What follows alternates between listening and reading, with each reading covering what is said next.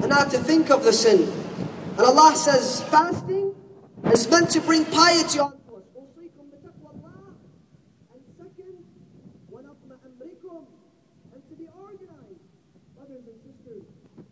We here or elsewhere in the western part of the world, especially the followers of Amir al-Mu'mineen, need to come in unity, need to be united.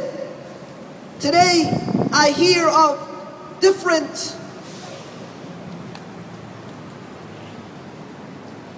types of disunity amongst this community. And it disheartens me, and it disheartens everyone here. And we, as the followers of Amir al-Mu'mineen, have to learn how to be organized and how to be united under one umbrella. If there are any sort of disagreements, if there are any sort of elements that have caused disunity amongst us, then every one of us is responsible to putting an end to any sort of rumors, any sort of factors that have caused disunity amongst this ummah. I am very serious, brothers and sisters, and this is what will please Amir al-Mu'mineen, and this is what's going to please Ahl al-Bayt, and this is our duty today, to come together in strength, to come together in unity, and to see our large numbers. Amir al-Mu'mineen wa Mawla al-Muwahhideen, on a night like tonight, was visited by one of his companions, Al-Asbagh ibn Nubata. I'll say this and conclude. I know many of you have different engagements, and inshallah, I'll be able to share with you everything that I have in the next 3 nights. Tonight, 19th, 20th, and 21st of Ramadan, nights that I have been looking for since the beginning of the month. Al-Asbagh ibn Nubata was told that Amir al-Mu'mineen is wounded. He cannot receive anybody. He stayed behind the door. He stayed behind the door until they told him, Ya Asbagh, aren't you going to go home? He said, no. I will never leave.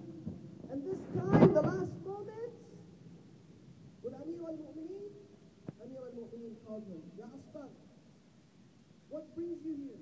Why don't you go home? He began to cry. He said, Ya Amir al-Mu'mineen, it is your last moment. We're going to lose you. Amir al-Mu'mineen says, Ya Asbagh, physically you may lose me, but my teachings, my principles, and what I have taught you shall always remain with you and amongst you. And Amir al-Mu'mineen today, brothers and sisters, even though we have to mourn him and cry for him, but what Amir al-Mu'mineen wants from me today is to empower the Muslim community, empower the Quran, empower education, and empower scholars. And he, in his last words, says to Al-Asbagh ibn Nubata, make sure, Ya Asbagh, to be aware that everywhere you go, and whatever you do, Allah is a witness, and Allah sees, and Allah witnesses.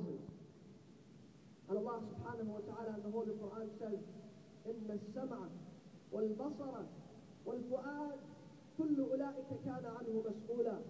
Our tongues, our ears, our hearts, everything that we do, there's 2 angels that record them. Before we utter a statement, an accusation, before we say anything, before we take a single step, let us ask, does this please Allah? Is this what our Imam would be pleased with? And that is how we can follow the path of Sirat al-Mustaqim, the path of Amir al-Mu'mineen. I give my condolences to you all on the tragic events today. Jibreel called between the heavens and the earth. Ala wallah, tahaddamat arkan al-huda. Today the pillars of huda were destroyed. Utila ibn Amm al-Mustafa, the cousin of the Prophet, was wounded. Today is a day of tragedy. Tragedy upon all of humanity to lose Amir al-Mu'mineen wa Mawla al-Muwahhideen. From here we tell him, Wassalamu alayka yawma wulidta wa yawma istashhadta wa yawma tub'athu الأنبياء. السلام عليك يا أمير المؤمنين ويا مولى الموحدين، يا سيدي ويا مولاي، ورحمة الله وبركاته.